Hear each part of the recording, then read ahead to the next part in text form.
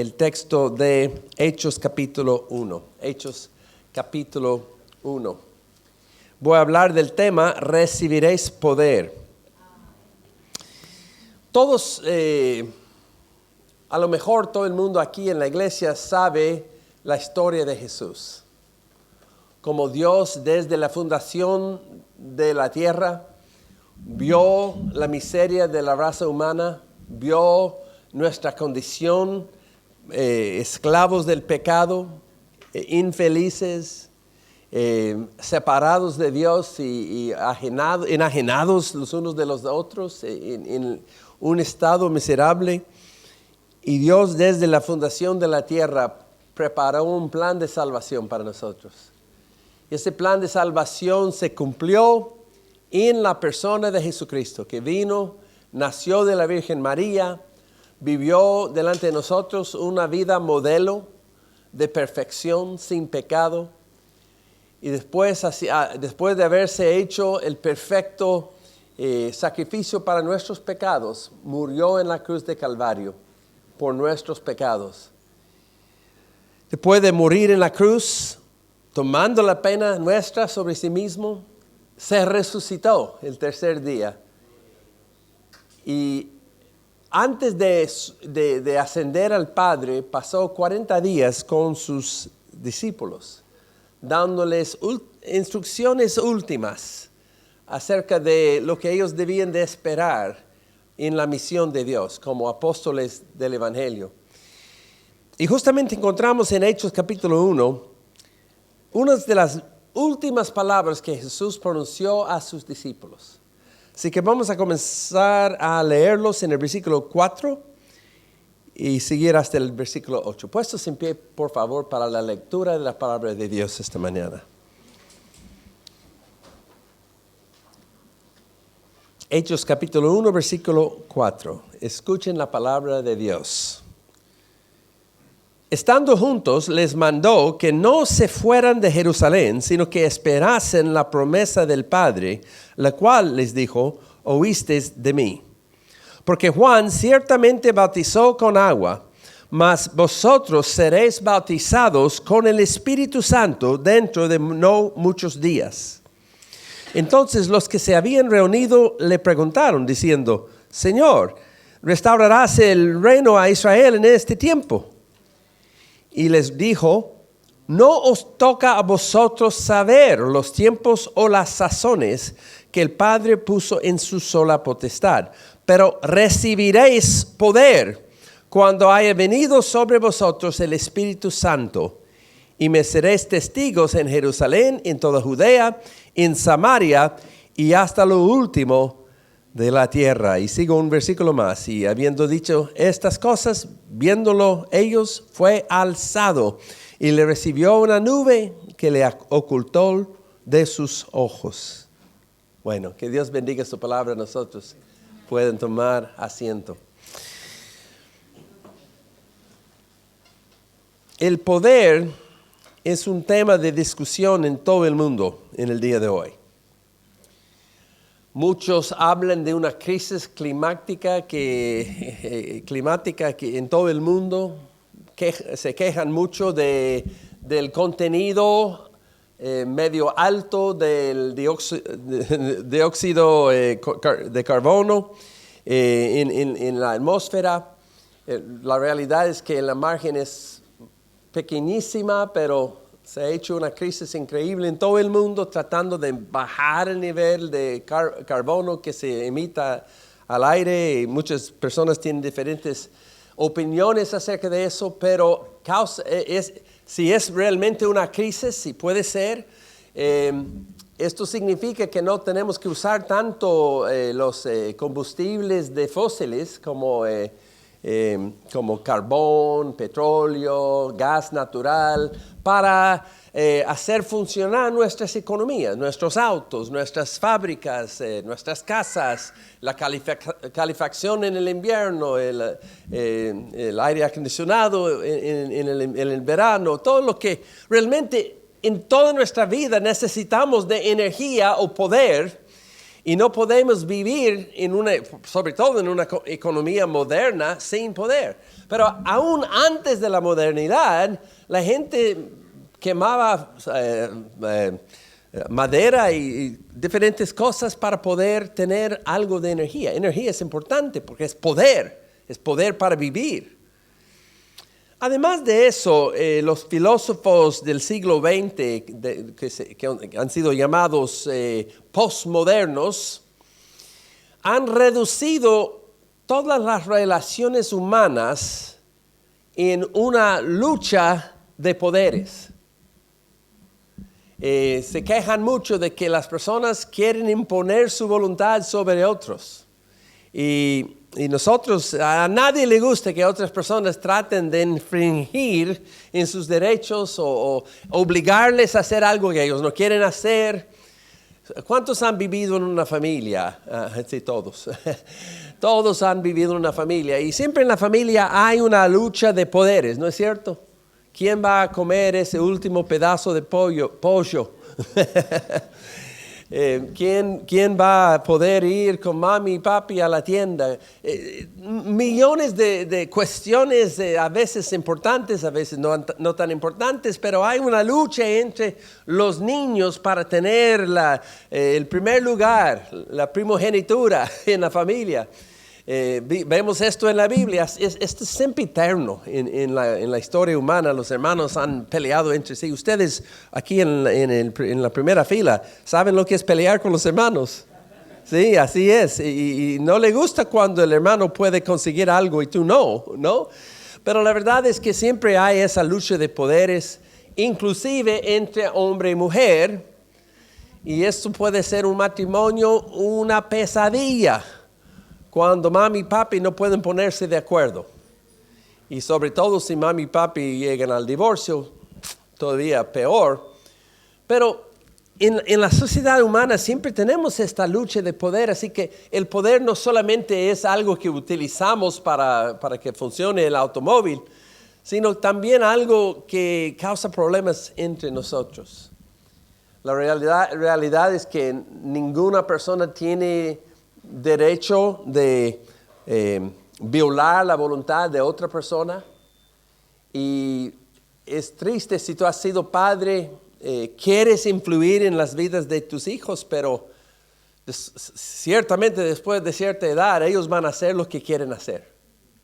Y los padres al final no son responsables de lo que hacen los hijos. Ellos tienen su propio albedrío libre y pueden hacer lo que quieren hacer. Además, inclusive la misma pareja, un esposo no puede determinar lo que piensa y lo que hace su esposa. Igual la esposa no puede determinar las acciones de sus maridos. Y esto puede causar gran frustración, sobre todo cuando uno no quiere seguir al Señor. El último dolor de los padres es que sus hijos no caminen con el Señor.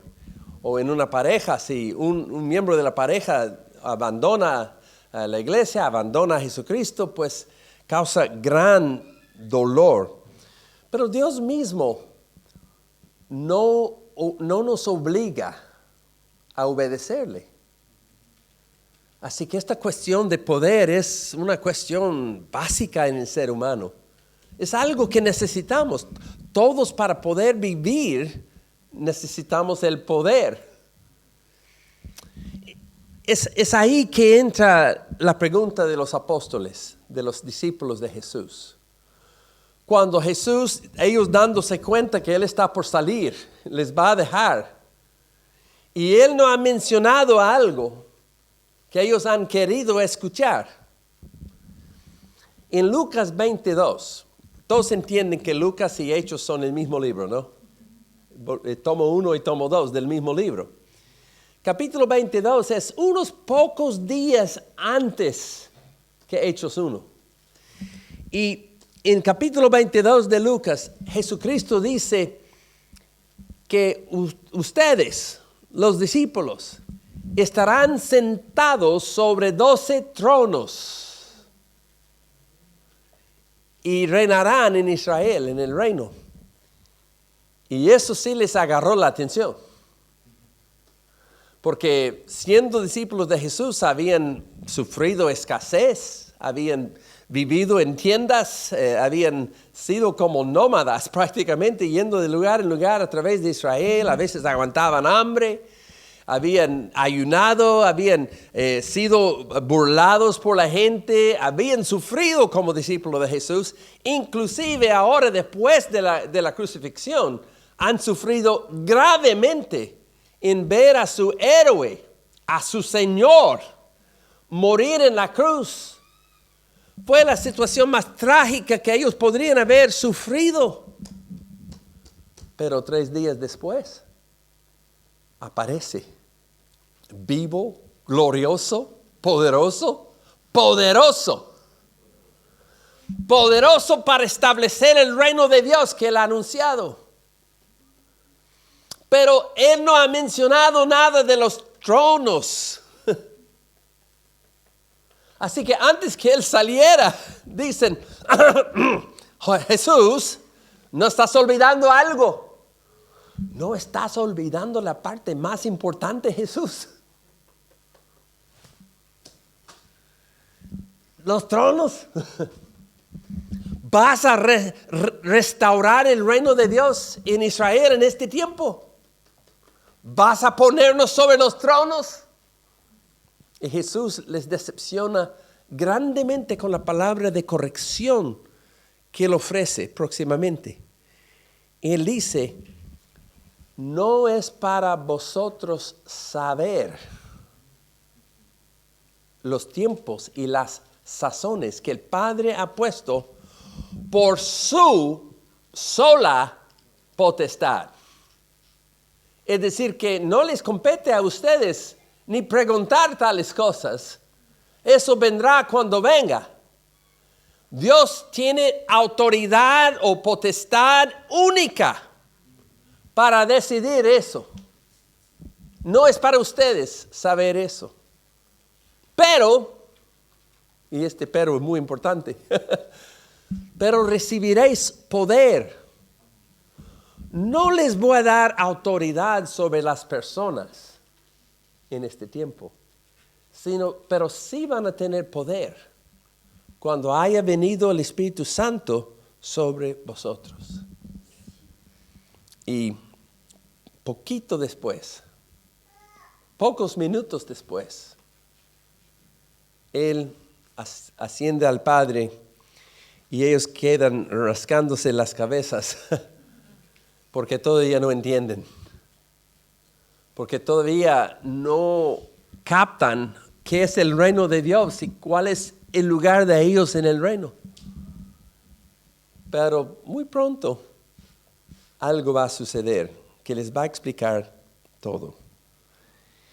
Ahora, en este texto vemos que Cristo tiene para los creyentes no autoridad para poder dominar a otros, no autoridad para gobernar el mundo, aunque hay cristianos políticos casi en todo país que lleguen a creer que los cristianos van a tomar el poder y ahora vamos a tener todo bien, hasta que nos demos cuenta que ellos también son corruptos.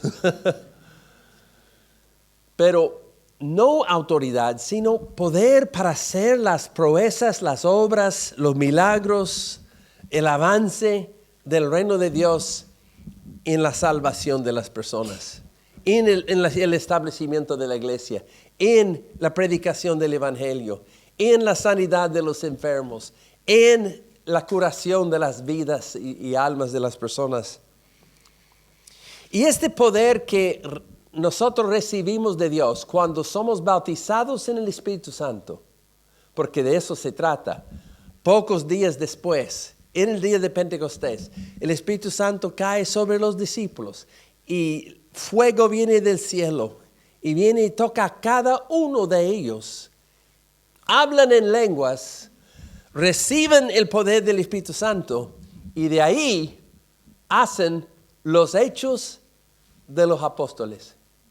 Notan que el nombre del libro no es la autoridad apostólica, sino los hechos de los apóstoles.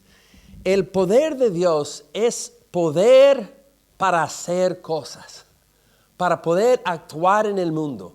Y precisamente el poder del Espíritu Santo viene a nosotros para que podamos actuar. Quiero distinguir o discernir en este pasaje varios aspectos del poder del Espíritu Santo que viene a nosotros. Principalmente quiero notar que el poder del Espíritu Santo que viene a nosotros es un poder personal. Viene a cada uno de nosotros. He estudiado la Biblia durante toda mi vida. Tengo 65 años. La próxima semana voy a cumplir 65 años. Conseguí mis primeros credenciales de pastor hace 45 años, a la edad de 20 años. Comencé a predicar el Evangelio a la edad de 12 años. Y estudié 3 títulos de teología y Biblia para poder entender la Biblia. La he estudiado durante toda mi vida. Pero aprendí algo acerca de lo personal del poder de Dios. Como pastor, observando la diferencia que hace el poder del Espíritu Santo en la vida del cristiano.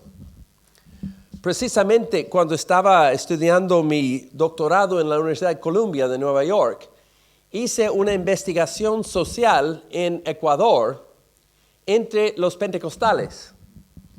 Ahora, tal vez usted no sabe, pero los eruditos del mundo están estudiando los pentecostales y somos un tópico de investigación muy importante, porque somos 800 millones de personas en el mundo. Somos muchos. Representamos el avance más importante de toda la historia de la iglesia. Nunca la iglesia ha crecido tan rápido como ha crecido en nuestro tiempo.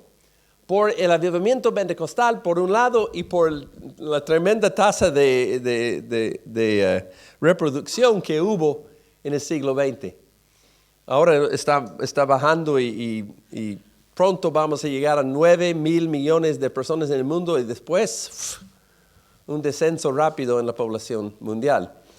Pero esta combinación del avivamiento pentecostal y también el crecimiento de la población mundial ha causado que haya más cristianos en el mundo hoy viviendo que todos los cristianos muertos de todos los siglos antes de ahora. Imagínate, hay más cristianos vivos que hay cristianos muertos en la tumba. Ahora. Y qué tremenda bendición ha sido vivir durante este último siglo. Porque la iglesia ha tenido tremendas victorias. Pero como dije, hice una investigación social entre los pentecostales de Ecuador en una tesis de sociología de religión. Para poder entender la diferencia entre los pentecostales que son graduados de una universidad y los que no han asistido a ninguna universidad. Quería entender la diferencia social entre pentecostales de alto rendimiento académico y los que no habían estudiado en escuelas formales. La verdad es que los amo a los dos. Son magníficos. Las dos clases son magníficas. Pero tienen sus diferencias también y no voy a hablar mucho de eso. Lo que sí pude entender en esa investigación es la diferencia que hace el poder del Espíritu Santo en la vida de los creyentes. Hablé con varias personas acerca de cómo el Espíritu Santo había cambiado sus vidas. Y pregunté a las personas, ¿has sido bautizado en el Espíritu Santo? Y les pregunté, ¿qué diferencia hace el bautismo en el Espíritu Santo en tu vida? Una de las personas que entrevisté era un abogado en Quito. Era uno de los abogados más importantes del país. Tenía su oficina en el piso 11 de un edificio que daba vista al Capitolio Nacional de Ecuador. Tenía clientes de la gente más poderosa del país y también clientes de gente paupérrima que eran miembros de la iglesia donde él era cristiano. Pero todos los días él estaba luchando por la justicia a favor de sus clientes. Subí a su oficina, un poco intimidado, les digo, y le entrevisté y le pregunté, ¿has recibido el bautismo del Espíritu Santo? Y así me contestó. Él dijo, todas las mañanas a las 4:30, 5 de la mañana, mi esposa y yo estamos leyendo bajo la dirección de unos folletos que programan nuestras lecturas bíblicas y consecuentemente la oración lo acompaña. Es decir, la oración, comunicación directa entre mí y mi Señor, porque abro mi boca y ahí es donde el Espíritu Santo y comenzó a hablar en lenguas. Y yo pensé, debe ser la primera vez en toda la historia de la Universidad de Columbia que alguien hable en lenguas contestando una pregunta de investigación social. Pero habló en lenguas para dar ejemplo. Y es allí, dijo, que yo cargo mi cuerpo, me lleno con fortaleza y soy conquistador. Nada me sucede porque todos los días son para mí días de triunfo. Porque el Espíritu Santo está allí como guía y los ángeles del cielo me están cuidando. Después reflexioné en las palabras de él. Pensé en su situación. Desde la oficina de él yo podía distinguir una esquina ahí en la capital del país. Y ahí en esa esquina, según me contaban, habían asesinos por alquiler. Que tú podías alquilar un asesino por el costo de $40. Que matarían a cualquier persona que tú quisieras por $40. Y que la vida era muy barata en Ecuador. Era considerado como el segundo país más corrupto del mundo en ese año. Era justamente en 1998. Y Transparencia Internacional nombró a Ecuador el segundo más corrupto en el mundo. Y yo consideraba que para él ir a las cortes de justicia en su país y abogar a favor de sus clientes era una lucha increíble, que él inclusive había recibido amenazas. Estaba presentándose delante de jueces ya comprados, buscando la justicia. Y yo pensé, ¿cuál poder necesita él para cumplir su diario vivir? Para cumplir la profesión que Dios le ha llamado a cumplir. Porque no solamente es al ministerio de la palabra y la oración que Dios llama a sus hijos, sino a muchas diferentes formas de trabajo. Igual tenemos que servir al Señor si somos abogados o taxistas, si somos gobernantes o si somos médicos, si somos agricultores o si somos trabajadores en fábricas. No importa lo que nosotros hagamos, estamos ahí para servir al Señor. Y el poder que él necesita para servir al Señor como abogado era ese poder de sentirse como conquistador, vencedor, un hombre protegido, un hombre guiado por los ángeles, un hombre que tenía el favor de Dios, un hombre que era protegido en medio de tanto peligro y tanta dificultad. También entrevisté a una mujer que era una persona muy impresionante. Era socióloga, profesora de la Universidad Central de Quito. Daba clases también en el seminario donde yo era decano. Y era una mujer bella. Tenía figura de modelo, una cara de ángel, una persona súper admirable. Pero también era madre soltera. Y la razón por la que ella era madre soltera es que se había enamorado de un sacerdote católico.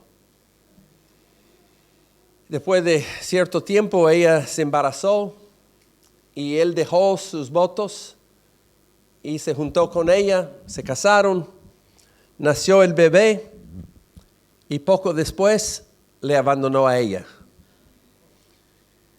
Ella ahora estaba peleando con lo que los sociólogos llaman la carga triple de la mujer. Trabajar en el mercado, trabajar en la casa, criar a hijos. Y yo le pregunté si había recibido el bautismo del Espíritu Santo y ella dijo esto. Pues cuando me bauticé, tuve la experiencia de hablar en lenguas, pero también he experimentado el descanso en el Señor y he recibido profecías hechas hacia mí y hacia mi hijo.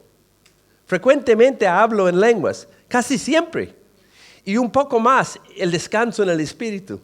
Para mí esto significa que el Señor está presente en mi vida, que está a mi lado, como está Él. Después me pregunté, ¿qué poder necesita ella del Señor? Y justamente era el descanso. Ella dijo, yo casi siempre hablo en lenguas, pero más recibo el descanso en el Señor. Y yo creo que lo que ella quiso decir con el descanso en el Señor era el caer en el suelo en el culto, porque era ¿cuándo fue? Fue en 1998 que hablé con ella y todo el mundo estaba cayendo en el suelo en esos días en la iglesia. Pero no era solamente eso. Me daba cuenta que ella recibía del Señor en su vida el descanso. Que lo que pasaba en la iglesia era simbólico de algo más grande en su vida. Que esa mujer abandonada por su esposo nunca fue abandonada por el Señor. Que cuando ella descansa en el Espíritu, Él está a su lado. Como Él está. Y ella habló con tanto deleite de la fiel presencia del Señor en su vida a través del Espíritu Santo. Tremendo poder ese. Hablé con otra persona para solo dar unos casos.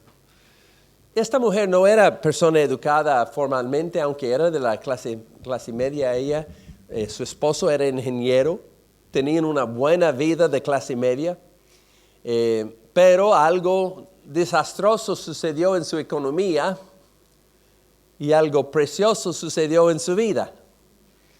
Porque su pastor fue llamado, su esposo fue llamado al ministerio por el Señor. Y él comenzó a servir en su iglesia y llegó al momento que quería ser pastor. Y el pastor dijo, sí, te ayudo a encontrar una iglesia. Y le encontraron una iglesia que era precisamente la iglesia más pobre de toda la ciudad de Quito. Yo sé que fue la iglesia más pobre porque yo fui a todas las iglesias tomando encuestas para saber qué tenía la gente, en qué trabajaban. Era la iglesia de más clase baja que existía en toda la ciudad de Quito. Y él era el pastor.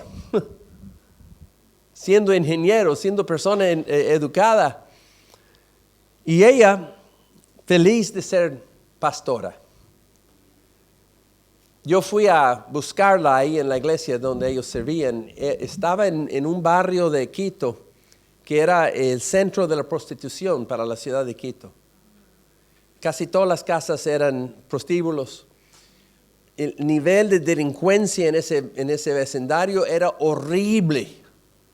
Cuando yo parqué el auto, estacioné el auto y pensé, no estoy seguro de que el auto sea seguro aquí. Y seguramente no fue segura, porque cuando volví, los ladrones habían quebrado la ventana de atrás y me quitaron una caja de cosas y la llanta era repuesta y cualquier cosa mercadeable. Me di cuenta de lo precario que era la vida de ellos. Y yo ahí le entrevisté dentro de las puertas cerradas de la iglesia. ella me dijo, cuando le pregunté, ¿has recibido el poder del Espíritu Santo? Ella dijo, sí, gracias a Dios.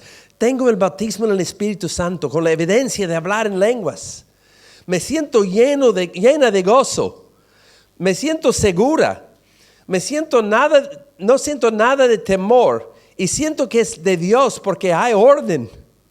Por lo general, siento la manifestación del Espíritu Santo cuando venimos en busca de Él. Puedo decir que siempre encuentro al Señor. Significa que Dios es real, que Dios es un caballero. Y como es escrito, Él era, Él es y Él será. Y yo reflexioné en el momento que yo sí tengo miedo, pero ella no. Yo sí tengo miedo de estar en este vecindario, pero ella no. Ella tiene una valentía en el Espíritu Santo, no teme nada. Ella sabe que Dios está ahí. Yo no vi a ningún caballero en todo el vecindario, pero para ella había un caballero a su lado todo el tiempo, que era Jesucristo, a través del Espíritu Santo. Ella significaba bien acompañada en medio de su lugar de ministerio, que Dios siempre iba a estar con ella. Y yo pensé que eso era justamente el poder que ella necesitaba. Y es exactamente lo mismo para ti. El Espíritu Santo ha venido para darte a ti exactamente el poder que tú necesitas. Lo que tú no necesitas es ser yo. Tú no tienes que ser como yo soy. Tú no tienes que ser otro pastor.